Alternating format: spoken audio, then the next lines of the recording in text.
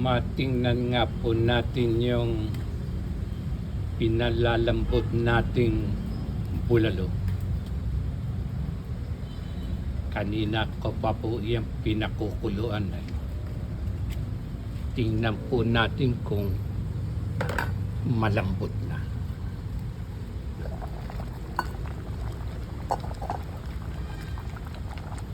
Ayan po ang pinalalambot na bulalo. Panay na po ang kuluan niya. Halo-haloin po. Ayan po yung bias ng baka.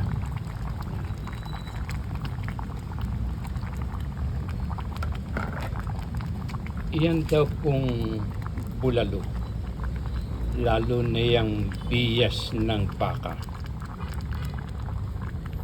ay sagana sa tinatawag na kulin. Ayon po sa isang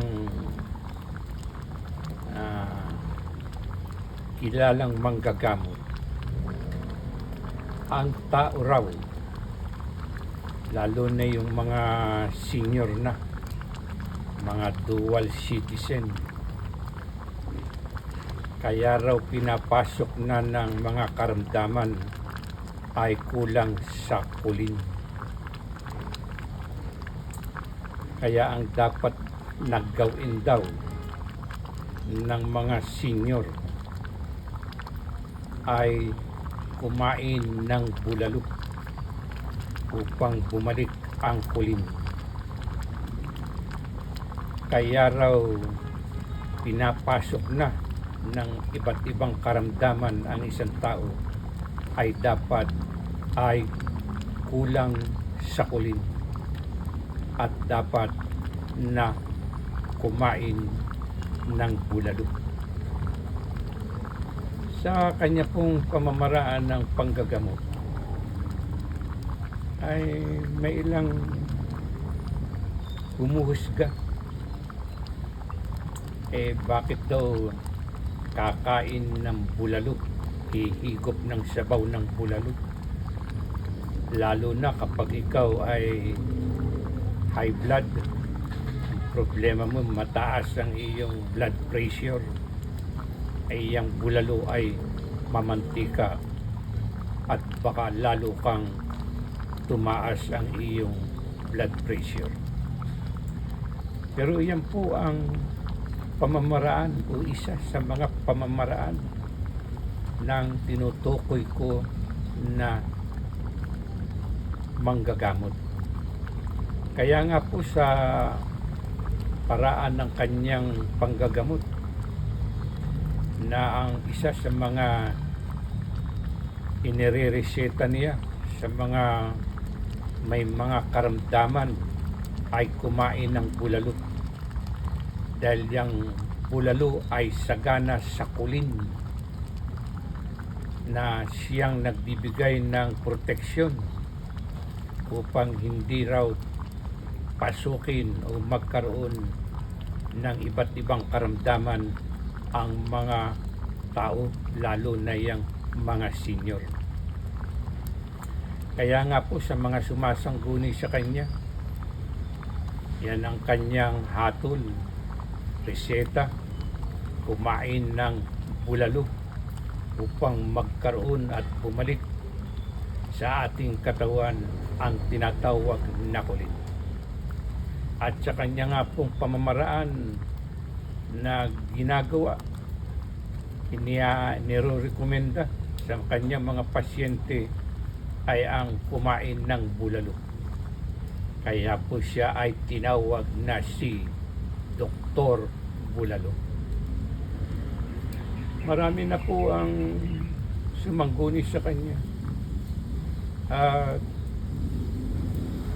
nagsasabi at nagpapatunay na sa kanyang rekomendasyon ay bumalik ang lakas at tipo ng kanyang mga kliyente. Meron nga pong sumangguni sa kanya, hopeless cases na po eh, na stroke. Nagkakain ng bulalo. At sa kakakain niya ng bulalo, sa ganas sakulin, tila isang milagro ng medisina at bumalik ang kanyang lakas, ang siglan ng kanyang pangangatawan. At katunayan nga, yung lagi nang nakahiga dahil sa kanyang stroke na tumama sa kanya, ngayon daw po ay nakapagsusumba na dahil sa kakakain ng bulalo na sagana sa kulit. Sinasabi na ang tao kaya tinatamaan ng iba't ibang sakit, lalo na nga daw po yung mga senior, ay kulang na sa kulit. At yan ang isa sa mga pamamaraan ng panggagamot ng kilala na manggagamot na kung tawagin ay si Dr. Bulalo. Ang kanya pong klinika ay diyan sa EDSA Crossing. Ipagtanong-tanong lang po daw at madali ninyong matutuntun ang kanyang klinika diyan sa EDSA Crossing sa Mandaluyong.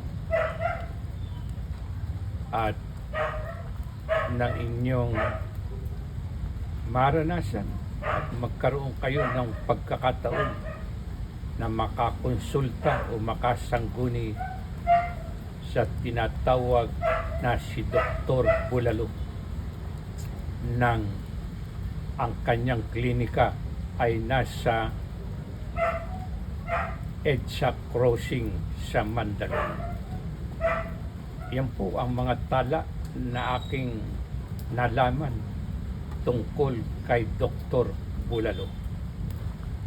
May mga karamdaman tayo hindi na malunasan. Pag kayo kumonsulta kay Dr. Bulalo, iyan ang ihahatol. Ang kumain ng bulalo dahil sagana sa kulit, na kung kaya ang mga tao ay pinapasok na ng karamdaman ay kulang sa tinatawag na kulit.